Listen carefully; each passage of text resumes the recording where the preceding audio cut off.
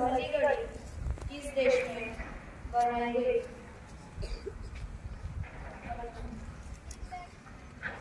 सही जवाब, विश्व की पहली घड़ी इंग्लैंड देश में बनाई गई।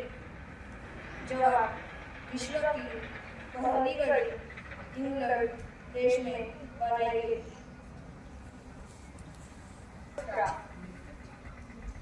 सौरमंडल का सबसे हल्का ग्रह कौन सा? सवाल दूसरा, सौरमंडल का सबसे हल्का ग्रह कौन सा? जवाब, सौरमंडल का सबसे हल्का ग्रह शनि ग्रह है। जवाब,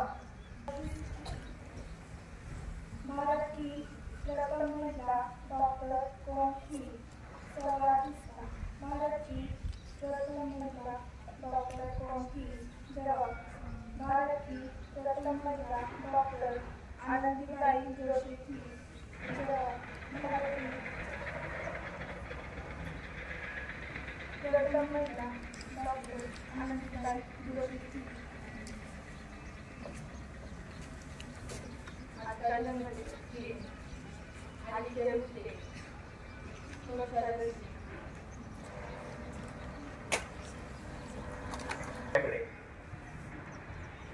एक समाज प्रबोधनकार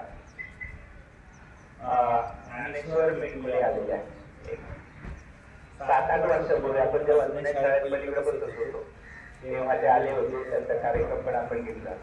परिसराच्या शाळांमध्ये जाऊन स्वतः खर्चाने एक समाज प्रबोधनाचं काम आपल्या महाराष्ट्राला अतिशय चांगली परंपरा आहे। याबद्दल तो महाराष्ट्रामध्ये लिहिलेले संत गाडगे बाबा असतील, राष्ट्रसंत तुकडोजी महाराज असतील किंवा जगद्गुरु संत तुकाराम महाराज असतील, यांना समाजाने म्हणजे काही दिलेलं नव्हतं, पण यांनी समाजासाठी खूप दिलं गेलं। आज आपण पाहतो की महाराष्ट्रामध्ये एक समृद्ध विचाराची आचाराची जी परंपरा जपलेली आहे ती ह्या समाज प्रबोधनकारांमुळे, या संतांमुळे। आज आपण पाहतो की राष्ट्रसंत तुकडोजी महाराजांनी एक ग्रामगीता ग्रंथ लिहिला, लोकांना कसं वागावं। त्याचबरोबर संत गाडगे बाबांनी त्या काळी स्वच्छतेचा संदेश फक्त दिला नाही, सांगितलं नाही, तर गावोगाव जाऊन गाव स्वच्छ करायचे। त्याच्यानंतर त्या गावात त्याच ठिकाणी लोकांना कीर्तन करायचं। आणि कीर्तन म्हणजे काय की अंधश्रद्धा, रूढी, परंपरा यांच्या विरुद्ध त्या काळी ते बोलले। आणि त्याचाच वसा निवारक करून या ठिकाणी एक पत्रकार, प्रवचनकार, प्रबोधनकार, व्याख्याते अनेक शाळांमध्ये दररोज आतापर्यंत मला वाटतं 1200 शाळांमध्ये जाऊन त्यांनी विद्यार्थ्यांना प्रबोधन करण्याचा प्रयत्न केला। प्रबोधन करण्याचा हेतू काय आहे की आज आपण पाहतो की सोशल मीडिया आलाय, समाजाची धारणा बदलली, समृद्ध समाज झालाय। मला वाटतं मेघुले सर शाळेत असताना, आम्ही शाळेत असताना वर्गामध्ये 10-5 मुलं कधी असायची की त्यांच्या चड्डीवर गॅटर दिलेला असायचा, मुली असायच्या खांद्यावर त्यांच्या तिगळ दिलेलं असायचं। आईच्या साडीला सुद्धा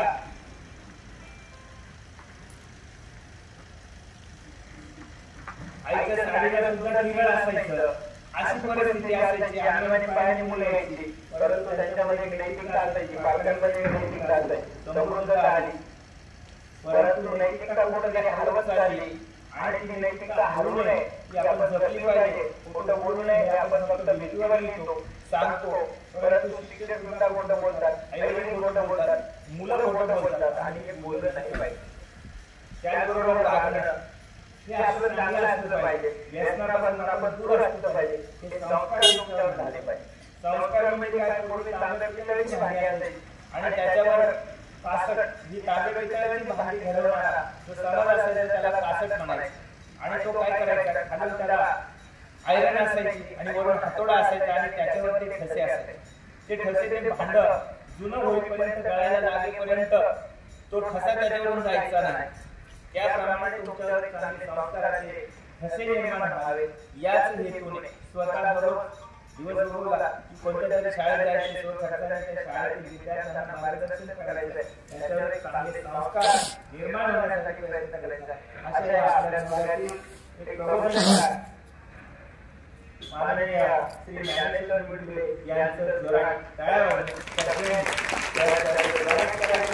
आणि खरोखर त्यांना चांगलं आरोग्य लाभो अशा तऱ्हेची या ठिकाणी मी माझ्या विद्यार्थ्यांच्या माझ्या ईश्वरचरणी प्रार्थना करतो आणि त्यांनी विद्यार्थ्यांना मार्गदर्शन करावं अशा प्रकारे त्यांना विनंती.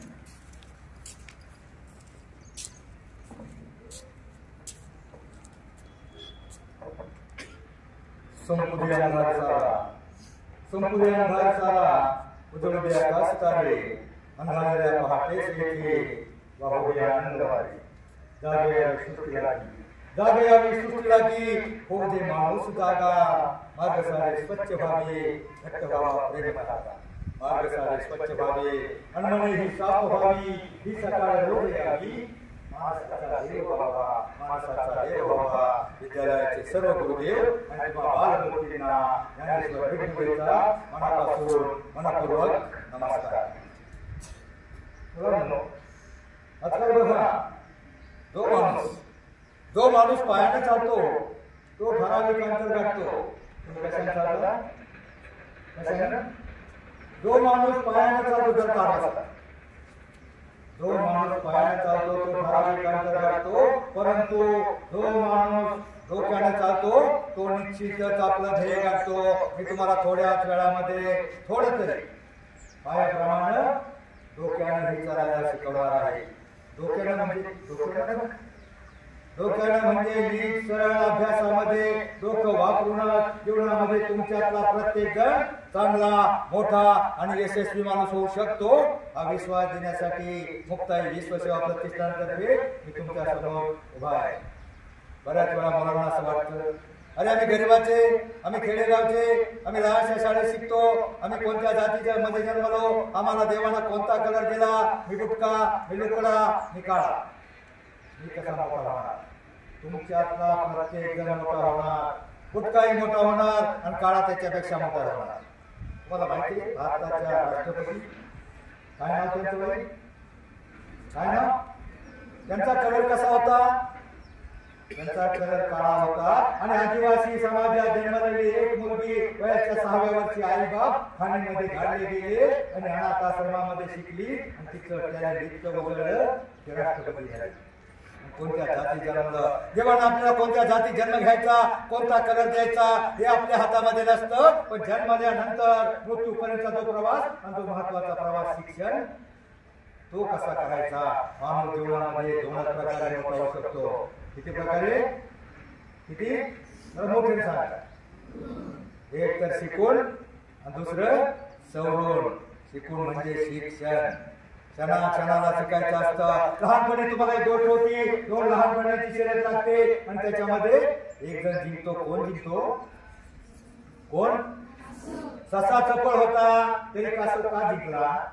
याचं कारण तो थांबला नाही, त्याला झोप लागली नाही, आळस आला नाही. मग तुम्हाला ही जीवनाची शर्यत जिंकायची असेल तर त्या कासवाप्रमाणे नेहमी रोजच्या रोज अभ्यास, गृहपाठ, होमवर्क केला तर जीवनामध्ये तुमच्यातला प्रत्येक जण मोठा होऊ शकतो. मला माहिती आहे पीजे अब्दुल कलाम नाव ऐकलं? कोण होतं? कोणत्या जाती जन्मले? कोणत्या जाती जन्मलं? काय नाव? वयाच्या 6व्या वर्षी पासून त्याला उपासमार होती. मुस्लिम समाजामध्ये जन्मलेला एक तरुण, घरची फार गरिबी होती, बऱ्याच बहिणी आणि घराला खायला सुद्धा नव्हतं. लहानपणी पहिलीला गेल्यापासून ते पेपर टाकायचे, पेपर टाकायचे आणि पेपर टाकता त्या पेपर मधल्या उरलेल्या पानावरचे लेख वाचायचे आणि ते लेख वाचून त्यांच्या डोक्याला चालना मिळाली आणि आपणही काहीतरी करू शकतो. आणि मग शेवटी त्यांना प्रेरणा मिळून ते कोण झाले? संशोधक झाले. अनेक आपली प्रक्षेपण त्यांनी अनेक संशोधनातलं महत्वाचा टप्पा पहिला पार केला असेल तो APJ अब्दुल कलाम. मग आपण कोणत्या जातीमध्ये जन्मलो, कोणत्या घरामध्ये जन्मलो, आपल्या घरात गरिबी आहे, आपलं काही बिघडत नसतं. तुम्हाला माहिती आहे त्याच्यानंतरचं एक नाव पीटी उषा, नाव ऐकलं ना म्हणून? कोण होती? कोण? काय सर? कोण? धावपटू होती. तिची कथानक तुम्हाला माहिती, ती एका तामिळनाडू मधल्या एका रामेश्वर जवळच्या म्हणजे एका आदिवासी समाजातली मुलगी. पण ते डोंगर दऱ्यामध्ये पळता पळता त्याला प्रेरणा मिळाली, आपण पळू शकतो, धावपटू बनू शकतो. तिने शर्यतीत भाग घेतला, तालुक्याला चमकली, जिल्ह्याला चमकली, आपल्या राज्यामध्ये तामिळनाडू देशामध्ये चमकली. पण आंतरराष्ट्रीय स्पर्धेमध्ये ज्या वेळेला तिने प्रवेश घेतला, तिचं पदक फक्त 9 सेकंदावर नव्हतं होतं. किती सेकंदावर? रोज प्रॅक्टिस करायची, या गावापासून त्या गावापर्यंत जायची, त्या गावात गेल्यावर परत मागे फिरायची, परत मागे फिरल्याच्या नंतर परत तिने सतत प्रयत्न करायची. पण 9 सेकंद तुटत नव्हते. पण एकदा काय झालं, एका गावामध्ये जशी 5 किलोमीटर पलीकडल्या गावामध्ये गेली आणि तिकडून जशी मागे फिरल्याच्या नंतर त्या गावामध्ये बरेच कुत्री 15-20 कुत्र्यांची कळवळ लागली होती. कुत्र्यांचं बाळ पाहिजे एकमेकात धावत होती. काय झालं, त्या सिटी मागे फिरली, एक कुत्रे तिच्या मागे आलं आणि बाकीची कुत्री त्या कुत्र्याकडे जशी पळाली, तिला असं वाटलं काही कुत्री माझ्या मागे लागल्यात. आणि मग त्या कुत्र्याच्या व्यानं जी तगाट पळाली, चिगाट पळाली, गुंगाट पळाली. 9 सेकंद सोडा, 15 सेकंद तोडले. किती तोडले? पहिल्या वर्षी भारताला आंतरराष्ट्रीय पदक मिळालं. कशामुळे? का पळाली ती? जीवाच्या आकांतानं पळाली. मग तुम्हाला स्पर्धेच्या योगामध्ये जीवाच्या आकांतानं करिअर घडवायचंय. कारण 2 शोकांतिका आपल्या देशातल्या, मुलीची वेगळ्या शोकांतिका आहे, मुलांची वेगळी शोकांतिका आहे. आता तुम्ही लहान आहात, 5वी ते 10वी मध्ये लहान आहात, तरीही तुमच्या माहितीसाठी सांगतो, आपल्या देशामध्ये प्रत्येक गावातली एक शोकांतिका आहे. 5 ते 10 ते 12% मुलांची लग्न होत नाही. कोणती मुलं ती? प्रत्येक गावामध्ये 10-12% मुलांची लग्न होत नाही. आणि ती मुलं कोणती? तर आता अभ्यासात टंगळमंगळ करतात, शिकत नाही, शिकून सोडून आपलं करिअर घडवत नाही, पुढे नोकरी धंदा शोधत नाही आणि टुकार बेकार राहतात. अशा मुलांची लग्न होत नाही. तुम्हाला जागे करण्यासाठी आले, तुम्हाला अजून लग्न कळत नाही, पण तरी तुमच्या माहितीसाठी कानावर घालतो. आणि मुलींच्या बाबतीत मुली हुशार असतात, पण कुठेतरी लोभ मोह प्रलोभनाला बळी पडून मुलींचं करिअर नष्ट होतं, मुली बदनाम होतात. आणि एकदा बदनाम झालेल्या मुलीला समाज स्वीकारत नाही. तुम्हाला रामायण सांगणार आहे नंतर थोडं 5 मिनिटांमध्ये. पण तुम्हाला मी काय सांगत होतो आता, पीटी उषा, आपण कोणत्या जाती जन्मलो, कोणत्या घराण्यात जन्मलो याच्यावरून काही फरक पडत नसतो. आता मी सांगतो, मला सांगा 5वीला कोण हात धरणार? 5वीला बरं, याच्यातला हात खाली करा. ह्याच्यातला अभ्यासाचा कंटाळा तुम्हाला अभ्यासाचा लई कंटाळा येतो, शिकावत वाटत नाही. 5वीचा मुलगा, वडारी समाजात जन्मलेला एक मुलगा, त्याला शाळेत फार कंटाळा. 5वी पर्यंत सर चढवत नेतात मराठी शाळेमध्ये. 5वीला गेलं की जात नव्हतं शाळेत, आईने बळत पाठवलं, आईने जा. गेलं पोरगं. पहिल्या दिवशीच्या शाळेमध्ये थोडेसे गेल्या वर्षाचे गणवेश तोडले होते. ते गणवेश सरांनी मागा समाजाच्या मुलांना दिले. मुलगा खुशीत होतं, त्याचे सगळे कपडे फाडले होते. त्याला आनंद झाला. मोठ्या खुशीमध्ये ते मुलगा मागच्या बाजूला बसलं, आनंदात होतं. पण काय झालं, मागचं पोरगं एक चमत्कारी होतं. कारण मागचं पोरगं चमत्कारी असतं, ज्याला अभ्यासाचा कंटाळा ते नेमकं मागं बसतं. ते पोरगं त्याच्याकडे बघत होतं. अरे 5वीला स्कॉलरशिप का काय असतं ना, ते लय अवघड असतं. लय अवघड म्हणजे आधी हवस यांनी पाडला पाऊस. आणि मग ते हवस ते जे असं धोम टाकात पळालं, अवघड म्हणजे ते मागच्या मागे गेट मधून पळालं. धापा टाकत ते 40 किलोमीटर जंगलामध्ये खडी फोडत होती. वडारी समाजाचा मुलगा 4 किलोमीटरला, त्याचा बाप दारू पिऊन वाढला होता. आई खडी फोडत होती. आई जेव्हा धापा टाकत पोरगं उभं राहिलं, बघितलं. आईला म्हणजे अरे बाळा, शाळा सुटली का काय? बाळा म्हटलं, आई शाळा नाही सुटली, पण पाठी फुटली. मला नाही शिकायची शाळा आहे, अवघड म्हणतात, मला नाही शिकायची. अरे शिकून सोडून काहीतरी बघ. अरे आमच्यासारखं आयुष्यभर खडी फोडायचं, काबाड कष्ट करायचं दिवस कशाला जातो? शिकून सोडून काहीतरी बघ. हा पोरगं म्हटलं कोण आहे, अवघड म्हणतात, मला लय नाही जमत ते. मी असं करतो नाही, असं करतो नाही. तू दिवसभरात खडी फोडतेस, 200-300 रुपयाचं काम करते, मी पण थोडी मदत करेन, थोडं हातभर लागेल. मला तुझ्या बाबतीची गरज नाही, पण पोरगं घडायला लागलं, मला नाही शिकायचं म्हणलं. आई म्हणून मार गेल्या, तुझ्या नशिबातच नाही सुख, तुझ्या नशिबातच नाही सुख म्हणून त्याच्या हातामध्ये हात दिला. आता त्याला वाटलं अभ्यासाच्या काचातून सुटलो त्याला ते हातोडा घेतला आणि मोठमोठे दगड करून लहान लहान बाजूच्या कडेच्या दगडावर ठोके मारायला लागला. त्याला ताण बसला. मुलांनो, जीवनामध्ये तुमच्या 2 तास महत्वाचे असतील. किती तास? कोणते कोणते माहितीये का? आत्ताचा 1 तास. या 1 तासातला एक विचार, एक चांगला विचार घेऊन त्या दिशेने वागण्याचा प्रयत्न केला. हा 1 तास आणि अजून 10-12 वर्षानंतर तुम्ही 25 ते 27 व्हाल. आणि त्या वेळेला तुमचा बाप किंवा आई तुमच्या समोर एखादी पाहुणा किंवा पाहुणी उभी करी, मध्ये ब्राह्मण काका पडदा धरी आणि मोठ्याने आवडली शुभमंगल. सावधान. तो तुमचा 2रा तास यशस्वी व्हायचा असेल तर आता सावधान व्हा आणि आतापासून करिअर घडवायला सुरुवात करा. आतापासून करिअर घडवा तर तुमचा तो 2रा तास होणार आहे. तर मी आता काय सांगत होतो? काय झालं? एका शाळेमध्ये सरांनी सांगितलं थोडं रामायणावर बोला. मग मी रामाचा जन्म, सीता स्वयंवर, लंका दहन, रावणाचा वध, हनुमान कसा पोहोचला. कारण रामायणापासून खूप शिकायला भेटतं. रामायणापासून खूप शिकायचं असतं. पण तुम्हाला मी रामायण थोडक्यात शेवटी सांगणार आहे. आणि त्यावेळेला काय झालं, मी रामाला कोणी मारलं, कसं मारलं, कोणता बाण वापरला, रामबाण वापरला का कोणता बाण, सगळं सांगितलं. आणि सगळं सांगितल्याच्या नंतर मी पाहिलं एक मागचं पोरग मागून 3 नंबर ते दुसऱ्याला मारत होतं. मी त्याला विचारलं याचं लक्ष नाही. ए रामाला कोणी मारलं रे बाळा? तुम्हाला मी नाही मारलं. आता रावण काय तुला सापडला? तुझं शाळेत लक्ष नसलं. तुमचं लक्ष काय? तुमचं लक्ष काय असेल? काय तुमचं लक्ष? 8 ते 8:30 अशा लावायची बायको. कशाला बांधका? तुम्हाला जगातली कोणतीही शक्ती तुम्हाला मोठं होण्यापासून रोखू शकत नाही. परंतु काही दुश्मन आहे, तुमचे ज्ञान दुश्मन आहे, ते तुम्हाला आयुष्यात मोठे होऊ देणार नाही. आणि त्यातला पहिला दुश्मन मुलीचा केली. त्या केलीच्या 20 वर्षापासून समाज व्यवस्था भ्रष्ट नष्ट केली. त्या बाईची खोडी करायची आणि दुसरीकडे करायची. याच्या पलीकडं काही नसतं. म्हणून अभ्यासाचा मौल्यवान काही खर्च करून त्या बालिका बघू नका. त्याच मालिका असतात त्या एकीकडे खोडी करायचं एवढं शिकवतात. काय मालिकेचं हेडिंग तरी काय तरी तुम्ही त्याच्या पुढे अभ्यासाचा आणि दुसऱ्या दिवशी सांगता सर माझं डोकं दुखत होतं. तुम्ही डोकं पुढे लावलं होतं विद्यार्थी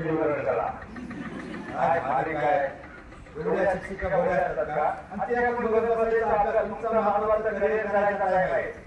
जीवनामध्ये ज्या प्रमाणात धनुष्यातून सुटलेला बाण परत माघारी फिरू शकत नाही, त्याप्रमाणे अभ्यासाचा गेलेला 1 आठवडा, 1 तास, 1 दिवस सुद्धा परत मिळू शकत नाही. काय होतं, एखाद्या वेळेला एखादी मुलगी मावशीच्या गावाला जाते, एखादं पोरग मामाच्या गावाला जातं किंवा एखादं पोरग पाटलांचा बैलगाडा. 4 दिवस तिकडेच राहतात. पर्यायानं 4 दिवसाचा पोर्शन अभ्यास सगळ्या मागे पडतो आणि शर्यतीमध्ये जीवनाची शर्यत जिंकायची असेल तर क्षणाला शिकायचं असतं. मित्रांनो, शिक्षण म्हणजे शून्यातून विश्व निर्माण करण्याचा मार्ग. शिक्षण म्हणजे सुतावरून स्वर्ग निर्माण करण्याचा मार्ग. स्वर्ग कुठे पाहिलाय? लोक मेल्यावर स्वर्गात जाण्याची इच्छा व्यक्त करतात, पण शिकला सवरलेला माणूस या पृथ्वीतलावर स्वर्ग निर्माण करू शकतो. इतकी ताकद या शिक्षणामध्ये आहे आणि ताकद तुम्हाला ह्याच वेळेला तुम्ही ताकद मिळवू शकता. म्हणून जीवनात तुमच्यातला प्रत्येक जण मोठा होणार आहे. जगातली कोणतीही शक्ती, अगदी चीन, पाकिस्तान सुद्धा तुम्हाला मोठं होण्यापासून रोखू शकत नाही. रोखते का? असं होणार आहे बघा.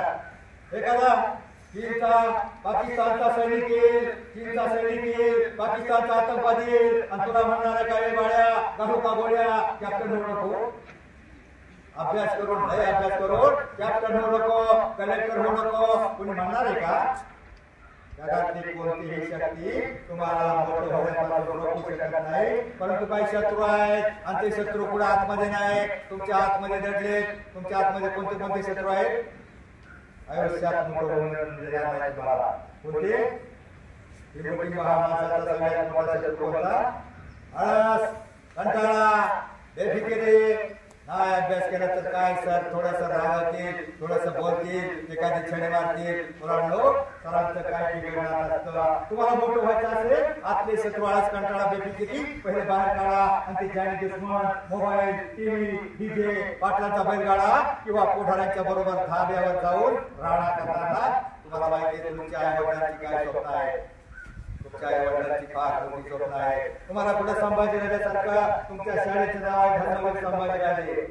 देवधर्म देशासाठी प्राण घेतले हाती सुरामी सरदार आम्हाला काय कुणाची भीती जगून मरावं मरून जगावं हेच आम्हाला ठावं. 39 दिवस आमच्या राजाचं त्या औरंगजेबानं हाल हाल करून आणलं. त्या औरंगजेबाचं कुणी भारतात खडग सुद्धा नाही. पण आमच्या राजांची प्रत्येक वर्षी जयंती पुण्यतिथी साधे होते. का होते? दुसऱ्यासाठी देशासाठी धर्मासाठी जगला आणि धर्मासाठी गेला तोही जगला. माणसाच्या जन्माला आलो रक्ताचं ऋण फेडावं काहीतरी देऊन जगावं काहीतरी ठेवून मारावं आपल्यामध्ये जागृती निर्माण करून संभाजीराजे गेले म्हणून त्यांचं नाव होतं. मला सांगा मुलींनो तुमच्या सावित्रीबाई फुले जयंती साजरी होते का? भाषण होतं भाषण करताना एक वाक्य बघायचं ठीक आहे आम्ही सावित्रीच्या मुली बरोबर. भाषण करताना मुलगी म्हणते आम्ही सावित्रीच्या मुली आम्ही सावित्रीच्या मुली. आता मुलींना मला सांगा तुमच्याकडे कोणाचं नाव सावित्री आहे का? हात वर करा. सावित्री लक्ष्मी पार्वती सरस्वती गंगा यमुना नर्मदा गोदावरी कावेरी नाही. तुमची नावं काय? एक जाहिरात आहे बघा सगळं. निर्मा वॉशिंग पावडर निर्मा जया हरपादा की पसंत सावित्री जन्म नाही तर शिवाजीराजे कुठून निर्माण होणार? आपल्याला संस्काराची आपण राहण्याच्या जवळ राहतोय.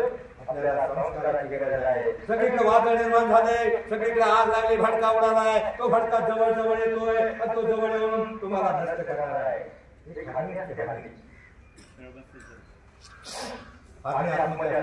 मी 2 प्रश्न विचारणार आहे. 2 मुलगा प्रश्नाचं उत्तर देईल त्याला एक पुस्तक देणार आहे 150 रुपयाचं हरिपाठ पण देणार आहे. 2 मुलगा 2 अभंग पाठ करेल त्याला देणार आहे. 38 नंबर हरिपाठ तुम्हाला कळेल तुमच्या मुलाला हरिपाठ वगैरे बऱ्याच जणांना येतो. मला सांगा कीर्तनाला किती जण जातात? कीर्तन होतं गावात कीर्तनाला किती जण जातात?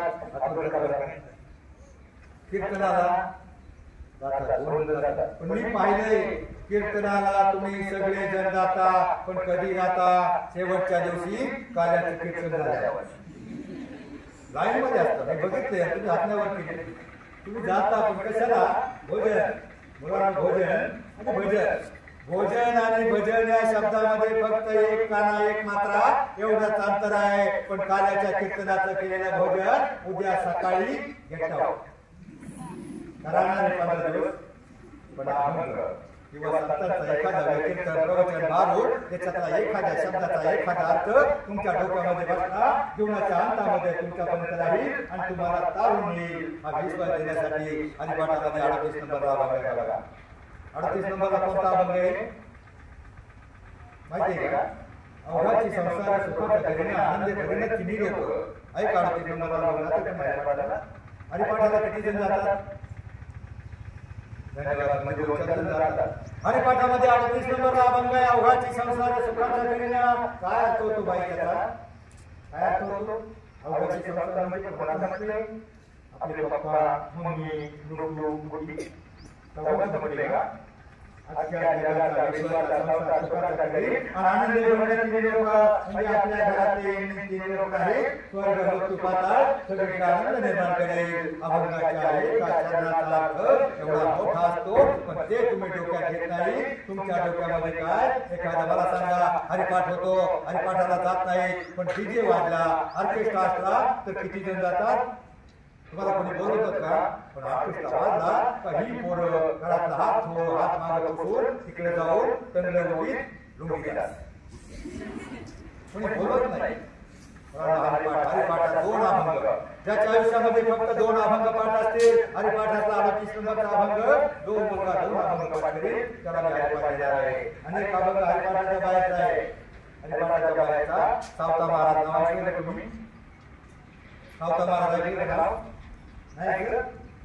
सावता महाराज मोठे संत होते. ज्ञानदेव तुकाराम एकनाथ सेना चोपा यांच्या बरोबरचे संत होते. सावता महाराजांचं गाव आरण ते कधी पंढरपूरला गेले नाही, पण ते आपल्या शेतामध्ये काम करायचे. काना मला भाजी अवघी मिठाई माझी, लसूण मिरची कोथिंबिरी अवघा झाला माझा हरी, मोठ डाळा घेऊन दोरी अवघी या पिली पंढरी, सावता म्हणे केला मला विठ्ठल बाई गोविंदा लगा. सावता महाराजांनी आपला देव आपल्या कामात बघितला. शेतामध्ये शेत लावायचं, पाणी द्यायचं, मोठ चालू करायची, पाणी द्यायचं आणि पीक घ्यायचं म्हणजे आपलं काम. कामात देव बघितला, त्यामुळे देव त्यांना शेतामध्ये भेटायला आला. सावता महाराजांनी देव आपल्या कर्मात बघितला. मग सध्या तुमचा देव कशामध्ये आहे? तुमचा देव कशात आहे? कशात? टीव्ही, मोबाईल मध्ये? मला माहिती तुमचा बऱ्याच जणांचा देव मोबाईल मध्ये जास्त अडकलाय. सगळ्यात मोठा जाली दुश्मन मोबाईल. 10 वर्षापासून त्या मोबाईलला ठिकाणा घातलाय. ऑनलाईन शिक्षण सुरू झालं. शिक्षण सुरू झाल्यावर गव्हर्नमेंटने तुम्हाला मोबाईलचं लायसन्स दिल्यासारखं वाटलं आणि त्या मोबाईलचा दुरुपयोग इतका झाला. मुंबईमध्ये 12% मुलं मेंटल झाली, पागल झाली. ऑनलाईन शिक्षणामुळं मोबाईलला सगळ्यात मोठा सांगा. तुमच्या घरामध्ये लहान बाळ असेल आणि ते रडत असलं तर आई काय करते नेमकं? मोबाईल चालू करून त्याच्या हातामध्ये देते. एक काम करा, याच्या पुढे लहान बाळाच्या हातात मोबाईल लपवून ठेवा. तुमचा पाठीराखा बलवान व्हायचा असेल तर आमच्या इथल्या 2 मुलांची 7वीच्या मुलांची डॉक्युमेंट झाली. 18 लाख खर्च झाला. पुण्याला दवाखाने स्पेशल निघाले मोबाईलवर, कारण त्या मुलाच्या हातामध्ये पहिलीपासून मोबाईल होता. मोबाईल चांगला आहे 50%, फक्त आता गरज नाही. गरज फक्त शैक्षणिक गरजेपुरता तेवढाच मोबाईल हातात घ्या, नाहीतर तो तुमचा इतका मोठा जाणी दुश्मन झालाय. समाजाचा पहिलं नवीन मोबाईल आला, 25% ऍक्सिडेंट त्या मोबाईलवर झाले. मोबाईल हातामध्ये फोन आला तर ते गाडीवर चालत्या गाडीवर मोबाईल उचलायचं, 25% अनेक मुलींच्या जीवनामध्ये 25% ऍक्सिडेंट फक्त तुम्ही मोठ्या झाल्यावर मोबाईलवर होताय. म्हणून मोबाईल मधून कोणतंही एखादं म्हणतंय तुम्हाला 2 लाखाचं बक्षीस लागलं, हे डाऊन करा, काही नाही, तुम्हाला हे गेम खेळा, ते करा, वाईट तिच्यात घेऊ नका, चांगलं घ्या. फक्त तुम्हाला एखाद्या कवितेची इच्छा शोधायची, एखादा प्रबंध शोधायचा आहे, चांगल्या कामासाठी मोबाईल वापरा. नाहीतर आमच्याकडे काम मुलीला 10वीच्या आमच्या शेजारी तिला एवढा मोबाईल चाला, मोबाईलचा इतका नाद आणि ती मोबाईल घेऊन शाळेत निघाली. ती कायम मोबाईल जवळ इतका नाद, चष्मा लागला, मोबाईल चष्मा लागला की शाळेत निघाली. पुढे पोहोचली असेल इतका नाद ती सोडायची नाही. फार रात्री झोपली ना, गोधडीत मोबाईल म्हणजे तुमच्या तुम्ही नसेल झोपत, पण मोबाईल चांगला आहे त्याचा गैरवापर करू नका. आणि बिलकुल फक्त अभ्यासापुरता जवळ घ्या. अगदी चालताना शाळेत निघाली पोरगी, चालता मोबाईल हातात, ती गाड बघा तुम्ही आळसले. ऊन नाही लागत ना, कंटाळा आला, कंटाळाला सांगा कारण 2 तास लागतात आपल्याला, 3 तासाचं कीर्तन असतं. कंटाळाला सांगा आलाय का कंटाळा? ती निघाली पोरगी, तिला एवढा नाच त्या पोरीला, मोबाईलच्या हातात झोपेतही सपनातही हेडफोनच्या कानात पोरगी शाळेत निघाली, मोबाईलच्या नादात मळ्यात पोरगी. आई मी काय ठेवण्याचा अनंत त्या पिक्चरमध्ये गाण्यामध्ये याड लागलं, चांगल्या गोष्टी घ्या. तुम्हाला जर खरं काहीतरी म्हणायचं असेल, जीवनामध्ये 2 अभंग पाठ करा. एक सावता महाराजांचा अभंग, कांदा मला भाजी, म्हणजे आपल्या वाटेला जे काम आले ते प्रामाणिकपणे करणं, याच्यात देव आहे. मला सांगा, सध्या तुमचा देव कशात आहे? शिक्षकांचा देव सध्या शिकवण्यात आहे, तसा तुमचा देव कशात आहे? शिक्षणामध्ये आहे. मुलांना विद्या, विद्या हे गरिबाचं धन आहे, श्रीमंतांचा अलंकार आहे. आणि असं धन आहे जगातला कोणताही चोरता तुमच्यापासून हिरावून घेऊ शकत नाही. तुमच्याकडे एखादी 100ची नोट असली, तुमच्याकडे एखादी 100ची नोट असली तर कुणीही 2 ठोके मारून आड बाजूला गाठून काढून घेऊ शकतो.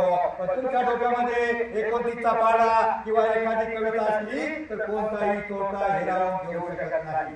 तर घेणार एखादा तुम्ही घेणार नाही घेणार ना, मग मी काय सांगत होतो की पोरग शाळेमध्ये गेलं आणि शाळेतून पळून गेलं आणि आईला म्हटलं शिकायचं नाही, आईला हातोडा हातामध्ये दिला. इतकं चालू होतं ना आपलं, हे तुमचं लक्ष पुढे म्हणून सांगत होतो.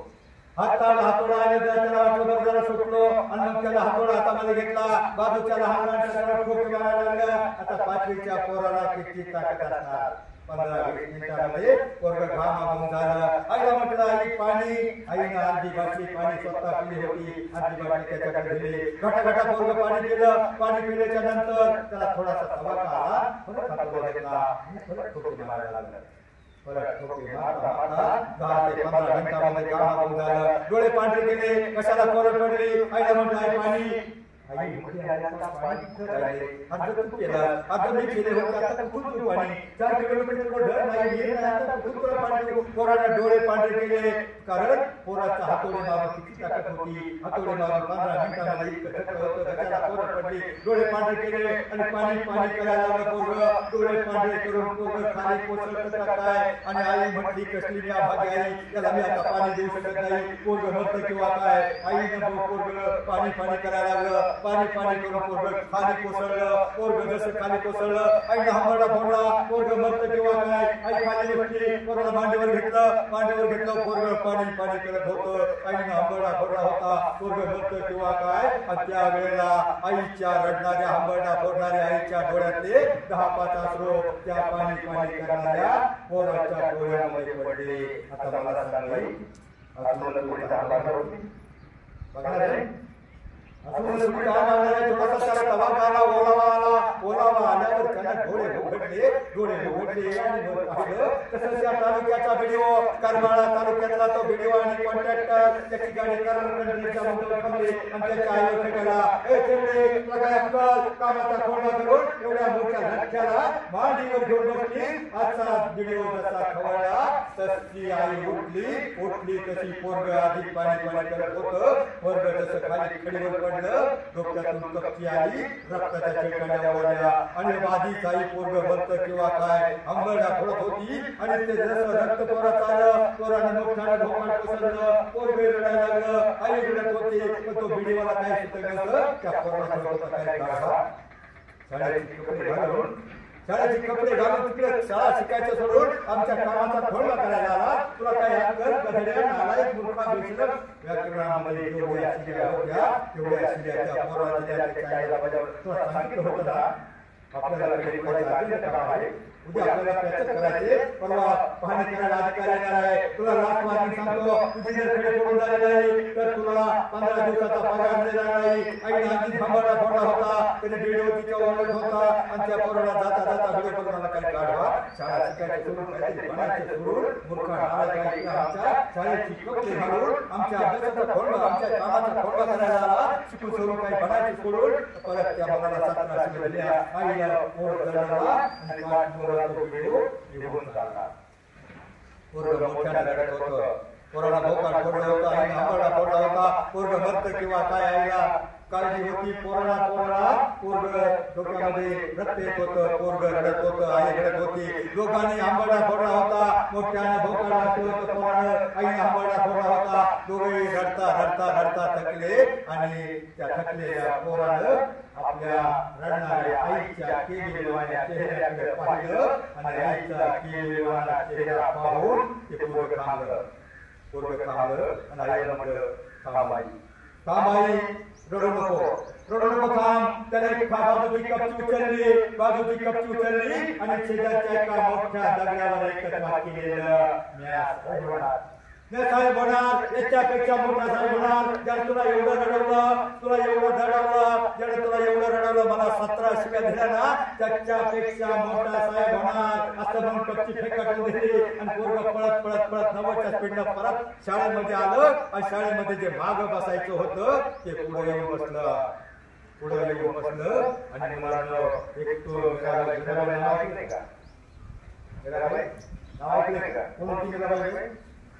कोण होती? संत होती ना, त्या घराबाईचं एक भजन होतं, सर्वागमन. 2 मिनिटं कशासाठी? याच्यातून तुम्हाला काय घ्यायचंय? घराबाईचं एक भजन होतं, जैसे लागी लगन म्हणा, मेरा हो गई मगन, वो तो हरी हरी हरी हरी गुण गाने लगी। काय 2-3 मुली रुच्या गालात असल्या, आता मी कुठं तुम्हाला मुन्नी बदना मी म्हणायला सांगितलं होतं. संतांचा अभंग एखादा तोंडामध्ये आला, मनामध्ये घातला, चांगला वागण्याचा प्रयत्न केला, तुम्ही जीवनामध्ये मोठं बस एवढी गोष्ट सांगतो एवढी ठेवतो. याच्यातून काय सांगितलं, जयशिवर लागली लगन म्हणजे मीराबाईला श्रीकृष्णाच्या भक्तीची एवढी गोडी आवड निर्माण झाली होती, कशी आवड तुम्हाला अभ्यासाची निर्माण झाली आणि मीरा हो गई मगन. आणि मीराबाई अभ्यासामध्ये एवढी मीराबाई श्रीकृष्णाच्या भक्तीमध्ये एवढी मग्न झाली होती. तसं जर तुम्हाला अभ्यासामध्ये मग्न झाला तर तुमच्यातला प्रत्येक जण मोठा होऊ शकतो. तशी गुढी त्या मुलाला निर्माण झाली आणि मग त्याला मनापासून लक्ष देऊन ऐकायला लागला. 5वीला काही येत नव्हतं तरी तो पास झाला. 7वीला 50%, 10वीला 60% आणि त्याला काय व्हायचं होतं 10वी ते 12वी त्याच्यामध्ये थोडी ताकद आली होती. त्याच्या खेळी फोडायला जायची 10:30 वाजता, तो सकाळी 6 वाजता जायचा. 6 ते 10 आई जेवढी खेळी फोडायची ना तेवढी खेळी एकटा फोडायचा. पैसे जमवले 10वी ते 12वी. त्या पैशाची काही पुस्तकं वगैरे घेतली. कोणती पुस्तकं असते मुलांची, त्याला काय व्हायचं होतं, काय व्हायचं, साहेब व्हायला लागतात ना. UPSC केंद्राच्या राज्याच्या आयोगाची पुस्तकं असतात, ती पुस्तकं त्यांनी घेतली आणि मग त्याला मागासवर्गीय समाजाचा मुलगा त्याला अनुदान मिळालं. कॉलेजात प्रवेश घेतला, कॉलेज झालं, BA झालं. ते करता करता मला रात्रीच्या 12-1 वाजेपर्यंत तो अभ्यास करायचा. 4 तास सकाळी एकाकडे काम करायचं शिकलं आणि काम करून जे पैसे मिळायचे त्यानं शिक्षण केलं. BA झाला आणि BA पर्यंत त्यानं सगळी पुस्तकं वाचली होती. पुस्तकं वाचल्यावर पहिल्याच वर्षी परीक्षा झाली आणि पहिल्याच प्रयत्नामध्ये तो वडाळ्याचा काळा कुट्ट मुलगा कलेक्टर झाला. कलेक्टर झाला. आता मला सांगायला लागलो त्याला अभ्यासाचा कंटाळा होता. तो कलेक्टर का झाला, त्याच्या मनाला वेदना झाल्या. माझ्या आईने एवढं मला 17 शिवाय दिल्या. कलेक्टर झाल्यावर त्याची पोस्टिंग सोलापूरला झाली आणि तो करमाळ्याचा व्हिडिओ त्याचं प्रमोशन झालं होतं. प्रमोशन झालेला तो व्हिडिओ सोलापूरला CO म्हणून उपकार्यकारी अभियंता म्हणून CO तिकडे गेला. आणि कोणता नवीन अधिकारी येणार, कोणता नवीन अधिकारी येणार हे पाहण्यासाठी सगळे अधिकारी 7-8 अधिकारी लाईन मध्ये उभे होते. त्यांनी पाहिला गेट मधून काळा कुट्ट जवान, एक काळा कुट्ट जवान, सफारी घातलेला, जर्किन घातलेला जवान गेट मधून प्रवेश करताना सगळ्यांनी पाहिलं. त्याच्याकडे पाहत राहिले. तो जवळ आला. जवळ आल्यावर त्या जवानानं कलेक्टर झालेल्या वाटण्याच्या मुलानं सगळ्या अधिकाऱ्यावर नजर फिरवली. त्यातला एक अधिकारी त्याला ओळखीचा वाटला. कोणता अधिकारी ओळखीचा वाटला, कोणता वाटला, जो करमाळ्याच्या तालुक्याचा व्हिडिओ प्रवचन होतो सोलापूरला आला होता. तो अधिकारी ओळखीचा वाटला. त्याच्या अंडरमध्ये तो अधिकारी होता. आता मला सांगा त्या अधिकाऱ्याला शिव्या दिल्या होत्या, त्याला ओळखलं. आता मला सांग एवढ्या शिव्या त्याला दिल्या होत्या, त्याच्या होतं तर त्या अधिकाऱ्याचं त्या व्हिडिओचं त्या कलेक्टर झालेल्या वाड्याच्या मुलाला आता काय केलं पाहिजे, काय केलं पाहिजे म्हणून काय केलं पाहिजे, त्याला मारला पाहिजे, काढून टाकला पाहिजे. एवढ्या शिव्या दिल्या होत्या काय केलं पाहिजे. तो संत पावलाने ओळखलं त्याला. त्याच्याकडे जायला लागला. संत पावलाने त्याच्याकडे गेला. त्याच्याकडे जाऊन दोन्ही हात जोडले आणि त्याच्या पायावर डोकं टेकवलं. तो व्हिडिओ मागत होता. साहेब तुम्ही कलेक्टर आहात, तुमची गोष्ट माझ्यापेक्षा खूप मोठी आहे, माझी गोष्ट तुमच्यापेक्षा खूप लहान आहे, तुम्ही माझ्या पाया पडायचं नसतं. तो व्हिडिओ झालेला वडिलाचा मुलगा म्हटला कुणाची गोष्ट मोठी कुणाची गोष्ट लहान, हे कळणे आम्ही नक्की हुशार आहे. कलेक्टर झालं म्हणजे मी तुमच्या याच्यासाठी पाया पडलो. जर तुम्ही त्या वेळेला माझ्या आईला एवढं घडवलं नसतं, मला 17 शिव्या दिल्या नसत्या, त्या माझ्या काळजात लागल्या नसत्या, माझ्यामध्ये जिद्द, उमेद, आत्मविश्वास निर्माण झाला नसता, मला प्रेरणा मिळाली नसती, तर मी कुठंतरी आज माझ्या आई बरोबर जंगलामध्ये खडी फोडत असतो. मी कलेक्टर झालोय ते फक्त तुमच्यामुळं, म्हणून तुमच्या पाया पडलो. मला सांगा तुम्हाला त्याला अभ्यासाचा कंटाळा नाही, तुम्ही प्रत्येक जण काहीतरी बनवू शकता, फक्त तुमच्यामध्ये जिद्द निर्माण करा, आत्मविश्वास निर्माण करा. मला काहीतरी बनायचंय, तुमच्या आईची काय स्वप्न शिवाजीराजासारखी मोठी स्वप्न नाही, तुमच्या आईबापांची फार लहान स्वप्न आहे. जिजामातेचं स्वप्न होतं शिवरायांनी स्वराज्य निर्माण करावं. त्या मौलाईत पुन्हा मुमताजच्या प्रेमासाठी ताजमहाल बांधणारा होऊन गेला एक शहाजहान. त्या पेशवाई क्वीन अस्तानीच्या प्रेमासाठी राजमहाल बांधणारा होऊन गेला एक बाजीराव. पण फक्त मराठेशाही आपल्या मातेच्या स्वप्नपूर्तीसाठी स्वराज्य निर्माण करून 360 किल्ले बांधणारा एकच राजा झाला, आणि तो म्हणजे छत्रपती शिवराय. तर तुम्हाला पुढे स्वराज्य निर्माण करायचं नाही, तुम्हाला पुढे किल्ले बांधायचे नाहीत, कोणाला फक्त शिकवून सवरून मोठं व्हायचं. तुमच्या आई वडिलांची फार मोठी स्वप्न आहे. त्यांना एवढं वाटतं आमची बाळा शाळेत जातील, अभ्यास करतील, गृहपाठ करतील, शिकतील, शिकवून सवरून मोठी होतील आणि साहेब होतील, आमच्या म्हातारपणाची काठी म्हणतील, आमच्या घराण्याच्या गावाच्या शाळेचं नाव करतील. बस आयुष्यामध्ये एवढंच करा. मला कल्पना आहे तुम्हाला होऊ लागतंय, कंटाळा आलाय. फक्त तुम्ही दोनच प्रकारे शिकू शकता. तुम्ही शिकवून आणि मुलींनो आयुष्यामध्ये देवाला मोहाला प्रलोभनाला बळी पडायचं नाही. चितेला मोह झाला, अन्नाच्या कातड्याची फुले हवे, तिने नरसिंहाच्या ओलांडली आणि आयुष्यामध्ये रामायणाचं महात्म्य जीवनाचं महाभारत घडलं. म्हणून लहान मुलींना अनेक लहान मुलींना चॉकलेटची आयुष्य जाते जातात, मोठ्या मुलींना त्याच्यापेक्षा शिकवले जाते, त्याच्या मोठ्या मुलींना मोबाईलची आयुष्य दाखवले जातात. आमच्या मुली प्रत्येक वर्षी 65 ते 45 वर्ष पत्रकारिता करतो. आमच्या देशाच्या वर्षामध्ये 65,000 मुली रेकॉर्ड बाहेरच्या देशामध्ये महाराष्ट्रामध्ये घेऊन विकल्या जातात. म्हणून आयुष्यात मुलीनं आयुष्यामध्ये कोणतीही लक्ष्मीच्या ओलांडची नाही, रस्ता पार घ्यायचा आहे. जपून टाकावं, जपून टाकावं. कारण प्रत्येक वाट सारखी नसते. जपून ठेवा विश्वास, कारण प्रत्येक माणूस आपला नसतो. जपून ठेवा निर्णय, कारण प्रत्येक पर्याय योग्य नसतो. जपून ठेवा आपलं मन, एक फक्त आपला असतं मनाचा ब्रेक, उत्तम ब्रेक. आणि मनाचा ब्रेक लावण्याचं काम आमच्या आध्यात्मिक संतांचा विचार करतात. 25,000 लोक दिल्लीमध्ये असतात. एकही बातमी तुम्हाला ऐकायला मिळणार नाही. एखाद्या वाक्यानं एखाद्या महिलेची चर्चा केली की फक्त संतांच्या साहित्यामध्ये आहे म्हणून झाले. म्हणून मी थांबतो, नाहीतर आज मुली 2 तास थांबू शकतो. माझ्या आयुष्यामध्ये तुम्हाला एवढी विनंती आहे, मुलींना लक्ष्मीच्या ओलांडायची नाही आणि मुलांना प्रत्येकाला शिकवून सवरून व्हायचं. दुसरा कोणताही मार्ग नाही. तुमचं करिअर हेच महत्वाचं आहे आणि तुम्ही लक्ष्मीच्या ओलांडायची नाही. कारण मी 11-12 मुलींना एक तास फक्त एक तास रामायण सांगतो आणि एवढं सांगतो, मुलगी कुठली कंटाळा नाही. बस आयुष्यामध्ये शिकायचं, डिग्र्या कमी पडतील, शिकायचं, डिग्र्या कमी पडतील, जगा इतकं आयुष्य कमी पडेल, असा इतकं आनंद कमी पडेल. जाऊन असे कर्मशिवाचा फासा निखळून पडेल. पण तुम्हाला अभ्यास इतका करा, प्रयत्न इतका करा, त्या परमेश्वराला, त्या विठ्ठलाला, त्या देवांना तुम्हाला देणं भागत पडेल, देणं भागत पडेल. बस जय हिंद, जय महाराष्ट्र.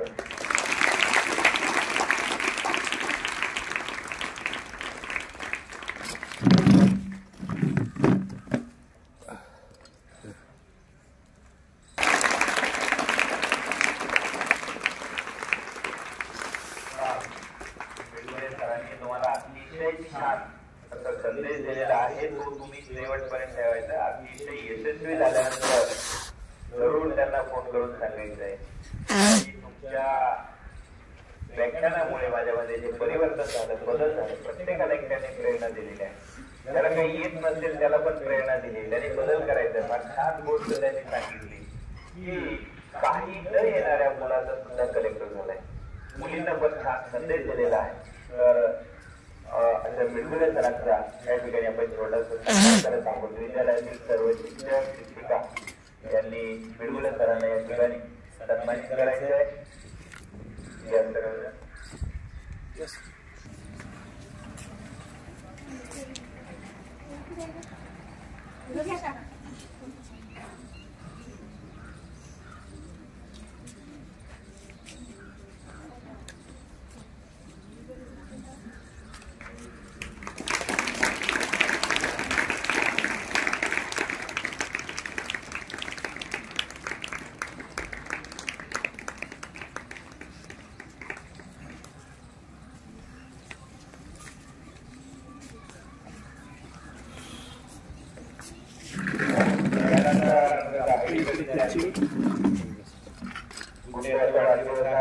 सांगायला आनंद वाटतो की सर हा विद्यार्थी अतिशय चांगला पत्रवाचक आहे.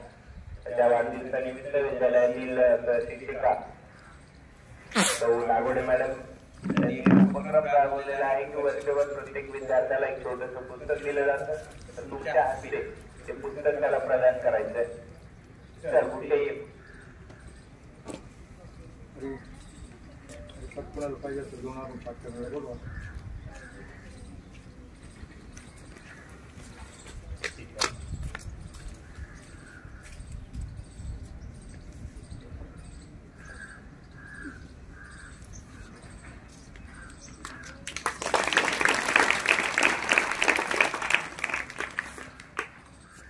आणि जीवनाचा सार सांगणारे 2 अभंग पाठ करायचे. त्या हरिपाठाच्या छोट्या पुस्तकामध्ये ते अभंग आज तारीख किती आहे? 10 तारीख आहे. वर्षामध्ये पाठ करायचं. वर्षात सरांनी तर 1 वर्षाची मुदत दिलेली आहे. तर 1 वर्षामध्ये की त्याला खात्री आहे की सर मी अभंग ते 2 पाठ करणार. असे कोण कोण आहे त्याने जरा बरं त्याच्या अगोदर आता 2 पेक्षा जास्त अभंग पाठ आहेत असं कोण आहे? त्याने उभं राहावं. माझे 5 आहेत 1 2 3 4 5. उभं राहतो कोण आहे? इकडे अंतिम. हा इकडे साखळकर किती अभंग पाठ आहेत? 10 8 7-10 जणांना बोलवा पुस्तक. 10 नक्कीच चांगला आहे. कारण बोल द्या पुस्तक त्यांना. अभंग म्हणजे तुकाराम महाराजांनी केलेली सुरुवात आहे आणि फार छान संदेश. त्याच्यानंतर बाकी संत परंपरेने अनेक संतांनी अभंग लिहिलेले आहेत आणि प्रत्येक अभंग तुम्हाला खूप चांगलं मार्गदर्शन करत असतो. बसखाली अजून दोघे बाकीच्या नाही मुलीचे काय फक्त मुलांना काय अगोदरच सांगितलं मुली अभ्यास करतात मुलांना नाही करत. आपण 2 पाठ करायचे 2 शहरासाठी पाठ करायचे. इकडे मुलं 5वी 6वी 7वी आवड निर्माण करायची आपल्याला.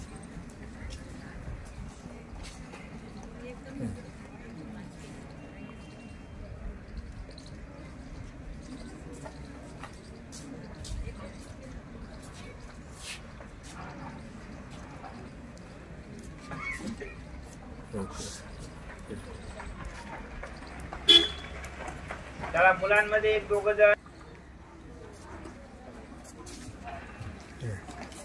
पुन्हा एकदा सरांसाठी जोरात टाळ्या वाजवा.